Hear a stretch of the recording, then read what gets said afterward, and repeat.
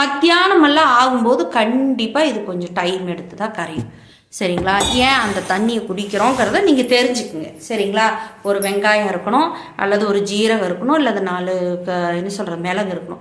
இது மாதிரி மென்னுட்டு நீங்கள் அதை குடிக்கும்போது அந்த ஆசிட்டோட பயங்கரமான எரிச்சலை குறைக்க முடியும். இதே நீங்கள் யோசனை பண்ணி பாருங்கள், ஒரு லெமன் ஜூஸோ அல்லது நீங்கள் குடிக்கிற தேனில் கலந்த இஞ்சியோ அல்லது தேனில் கலந்த லெமன் ஜூஸு, அது தாண்டி உங்களுக்கு என்ன சொல்கிற தேனில் கலந்த பூண்டு இது மாதிரிலாம் சாப்பிடும்போது வெறும் ஆசிட்டுகளுக்குள்ளே அது இறக்கவே கூடாது. வெறும் ஆசிட்டுகளுக்குள்ளே இறக்கும்போது அது இன்னும் கொந்தும். பூண்டெல்லாம் சாப்பிடும்போது ஒரு புண்ணு உடையாமல் இருந்துச்சுன்னா பூண்டை தட்டி மேலே வைப்போம். ஏன் வைப்போம்? அந்த புண்ணு உடையணும், அதில் இருக்கிற சீலெல்லாம் வெளியில் எடுக்கிறதுக்கான சான்ஸ் வேணும்னு அது வேணும். அப்போ ஆல்மோஸ்ட் உங்களுக்கு வயிறு எரியுது அப்படிங்கும்போது நீங்கள் இதையும் தூக்கி ஊற்றிக்கிட்டே இருந்தீங்கன்னாக்கா வயிறு எரியறது மட்டும் இல்லாமல் இதனால கேஸ் ஃபார்ம் ஆகும்.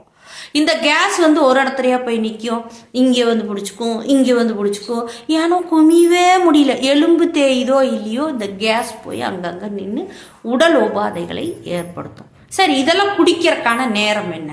நீஸ் தண்ணி குடிச்சிட்டிங்க, எல்லாம் பண்ணிட்டீங்க.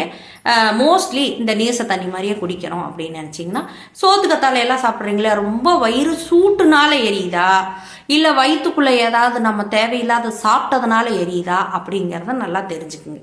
அதனால் நம்ம என்ன மாதிரியான ஒரு சில இது பண்ணோம்னா, 2 ஸ்பூன் தொடர்ந்து வயிறு எரியுது, நெஞ்சு எரியுது, தொண்டை எரியுதுன்னு சொல்கிறவங்களுக்கு 2 ஸ்பூன் நீங்கள் தேங்காய், அதே மாதிரி தேங்காய் தரமான தேங்காயாக இருக்கட்டும், 2 ஸ்பூன் குடிச்சிட்டு, உண்மையாலுமே தேங்காய்க்கு வெளிப்புறத்தில் பூசினாலும் அந்த இடம் கொஞ்சம் கலர் மாறும். ஏன் மாறும்னு கேட்டிங்கன்னா, கொஞ்சம் செவந்தா கருத்த நிறம் மாதிரி வரும். ஏன்னா தேங்காய்ல அவ்வளோ இரும்பு சத்து இருக்குது. சரிங்களா?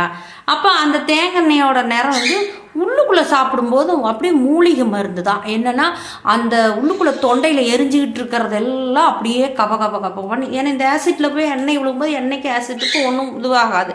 அப்போ அது போய் ஒரு லேயர் மாதிரி படிஞ்சிடும். அதுக்கப்புறமா நீங்கள் வெதுன்னு சுடுதண்ணி, ஏன்னா நீங்கள் தேங்காய் ஆல்மோஸ்ட் குடிச்சிட்டீங்க, 2 ஜீரகமோ ஏதோன்னு வாயிலெல்லாம் லைட்டாக அளவாக மென்னிட்டு, இல்லைன்னா 2 வெந்தயம் வாயில் போட்டுட்டு அழகாக ஒரு அளவான சுடுதண்ணி, நான் சொல்கிறேன் பாருங்க, இவ்வளோவாது நம்ம குடிக்கிற தேவைப்படும் சுடுதண்ணி. அந்த சுடுதண்ணியை குடிங்க. அந்த உள்ளுக்குள்ளே இந்த லேயர் எண்ணெய் போய் அப்படியே படிஞ்சு உள்ளே போயிருக்குமா, ஆசிட்டோட தன்மையும் கம்மியாக இருக்கும். இந்த பொடியும் சாப்பிட்டு இருக்கிறதுனால அது போய் செரிமானத்துக்கு தேவையான வேலையை செய்யறதுக்கும் உள்ளே போயிருக்குமா.